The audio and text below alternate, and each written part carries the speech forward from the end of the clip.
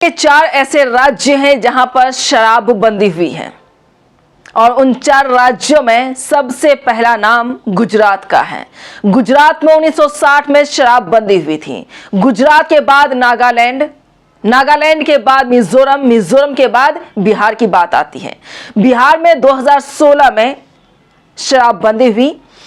अगर आप काउंट करते हैं 1960 में गुजरात में शराब बंदी हुई तो 2022 में कितने साल पूरे हुए? 62 साल।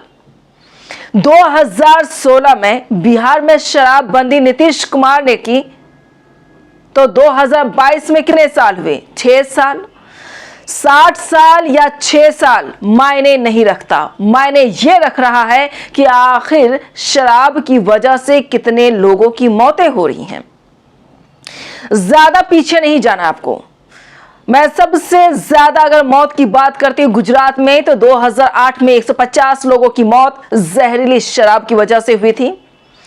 अब 2022 की बात कर लेते हैं। 2022 में 5 महीने पीछे चले आप, जब आपने देखा होगा कि 50 से ज्यादा यानी 57 लोगों की मौत जहरीली शराब पीने की वजह से हुई थी। उसमें केमिकल मिक्स किया गया था। अब बिहार चलते हैं। बिहार में भी आंकड़े लगातार आ रहे हैं, कब कितनी मौतें हुई हैं वो भी मैं आपको बताऊंगी। लेकिन अभी जो मौतें हुई हैं 65 से ज्यादा लोगों की मौत हो चुकी है जहरीली शराब की वजह से। ऐसा नहीं है कि नीतीश सरकार द्वारा सख्ती नहीं बरती जा रही है, सख्ती बरती जा रही है। इसके बावजूद आखिर मौतें क्यों हुई? लेकिन इन 4 राज्यों में गुजरात, नागालैंड, मिजोरम और बिहार की बात करते हैं। बिहार और गुजरात के बारे में मैंने बताया और रिपोर्ट के साथ मैं आपको दिखाऊंगी कब कितनी मौतें हुई है। उत्तर प्रदेश को भी मैं आपको दिखाऊंगी कि कितनी मौतें कब हुई हैं। शराब बंदी की वजह से भी मौतें क्यों हो रही हैं? जहरीली शराब की वजह से 65 से ज्यादा लोगों की मौत हो चुकी है। लेकिन नीतीश कुमार से जब पत्रकारों ने सवाल पूछा कि इतने लोगों की मौत क्यों हो रही है तो उनका जवाब था जो पिएगा वो मरेगा। इस बयान के बाद, इस कमेंट के बाद विपक्ष पूरी तरीके से हावी हो चला है और सवाल ज्यादातर बीजेपी की तरफ से पूछा जा रहा है या आम पार्टी की तरफ से पूछा जा रहा है, आम लोगों की तरफ से पूछा जा रहा है। लेकिन जब ये लाइन नीतीश कुमार ने कही कि जो शराब पिएगा वो तो मरेगा ही, उसके बाद जो बवाल शुरू हुआ है। लेकिन सबसे पहले मैं आपको दिखाना चाहूंगी कि किस तरह से नीतीश कुमार ने बयान दिया है। पहले आप सुने नीतीश कुमार को। है तो कुछ गड़बड़ तो बेचेगा ही, तो लोगों की मौत हो जाती है। तो इसको याद रखना चाहिए कि शराब नहीं पीना है, शराब बड़ी बुरी चीज है, लेकिन फिर भी कोई पी लेता है। देखिए, ज़्यादातर लोगों ने इसके पक्ष में सहमति दी है, लेकिन कुछ आदमी को क्या कीजिएगा, कुछ तो ऐसी गलती करता ही है।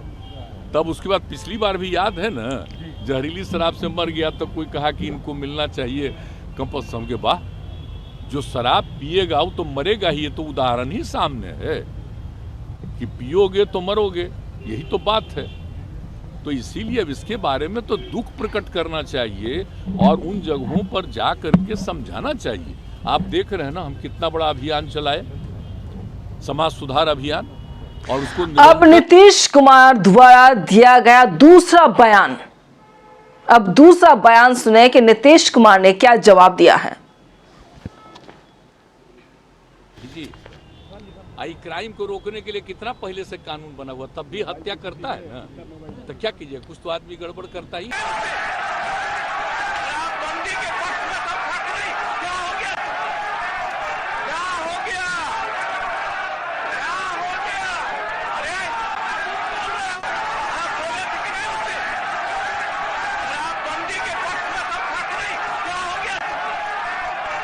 अब तीसरा बयान आपको सुनाती हूं कि नीतीश कुमार ने तीसरा बयान क्या दिया है, वो भी आप सुने। याद रखना चाहिए कि शराब नहीं पीना है, शराब बड़ी बुरी चीज है, लेकिन फिर भी कोई पी लेता है। देखिए, ज्यादातर लोगों ने इसके पक्ष में सहमति दी है, लेकिन कुछ आदमी को क्या कीजिएगा, कुछ तो ऐसी गलती करता ही है।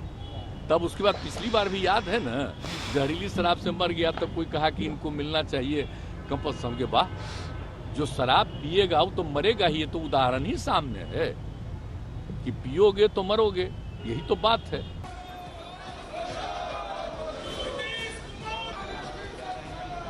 सुना आपने, जब कहीं कोई दुर्घटना घटित होती है, कोई हादसा होता है या फिर कहीं भी किसी की मौत होती है, तो सबसे पहले आप सुनते होंगे कि मुआवजे का ऐलान किया जाता है। लेकिन नीतीश कुमार ने साफ शब्दों में जवाब दिया है कि चाहे कुछ भी हो जाए, जहरीली शराब पीने से किसी की भी मौत हुई है, मैं मुआवजा नहीं दूंगा। क्योंकि मैं बार बार मना करता हूं कि जहरीली शराब से आप दूर रहें। इसके बावजूद अगर जानकर लोग पीते हैं, उसकी मौत होती है, तो मैं मुआवजा नहीं दूंगा। सुनिए नीतीश कुमार ने कैसे साफ सुथरा जवाब दिया है। पिया तो मरा, मत पियो, मरोगे, इसका तो और ज्यादा हम प्रचार करवाएंगे। तो दारू पी के मर जाएगा तो उसको हम लोग कंपनसेशन देंगे, सवाल ही नहीं पैदा होता। ये कभी मत सोचिए। और नहीं, अगर यही करना है तो सब मिलके तय कर लीजिए।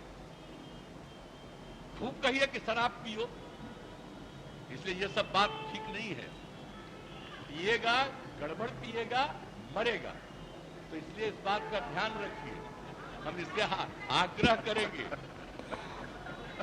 आई कैसे होगा? कम्युनिस्ट पार्टी भी आखिर इसके पक्ष में है। अब आपको मैं बीबीसी की रिपोर्ट दिखाती हूं, और बीबीसी की ये इस रिपोर्ट में आप देखेंगे कि गुजरात में 1960 में जब शराबबंदी हुई थी, उसके बाद कितने लोगों की मौत हुई। हालांकि बीबीसी की रिपोर्ट 2016 तक कहती है कि 3000 लोगों की मौत हुई है। और सबसे बड़ी बात यह कही गई है आखिरी लाइन में कि जो राज्य सरकार है उसे केंद्र द्वारा 1200 करोड़ रुपए की राशि सालाना दी जाती है।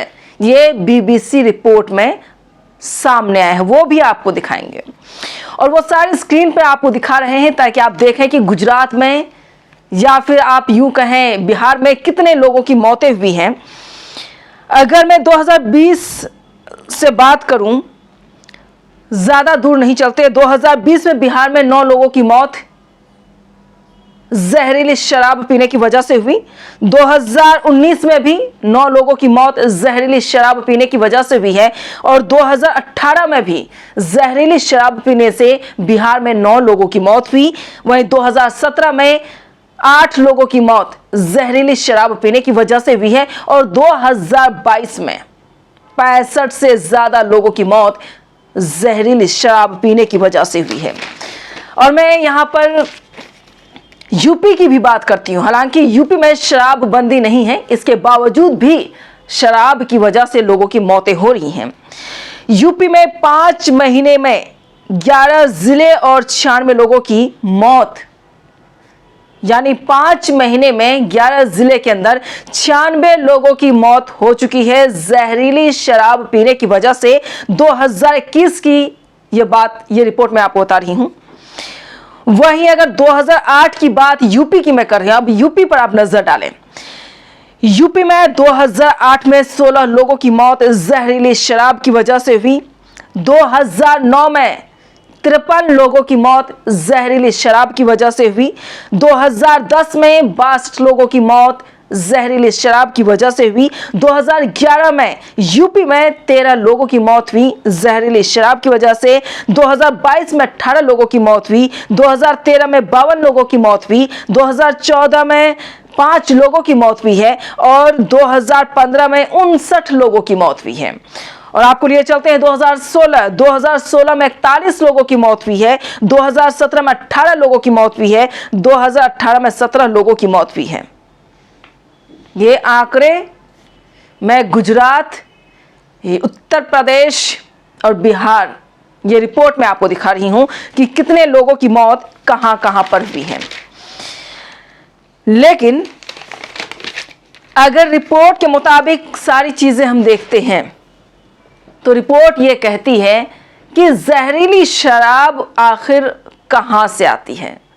कोई तो होगा जो इसे बना रहा होगा, तभी लोग बेच रहे होंगे।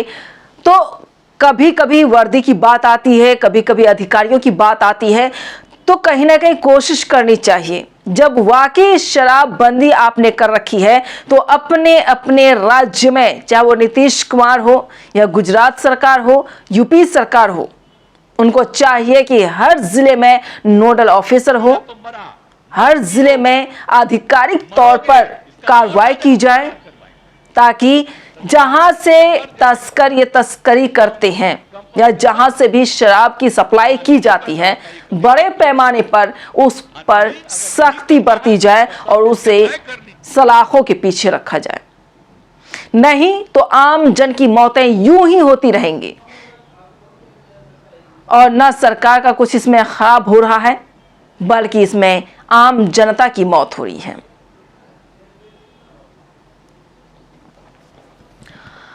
और कोशिश करें आप लोग कि जितनी हो सके शराब से दूर रहें, यानी मौत से दूर रहें।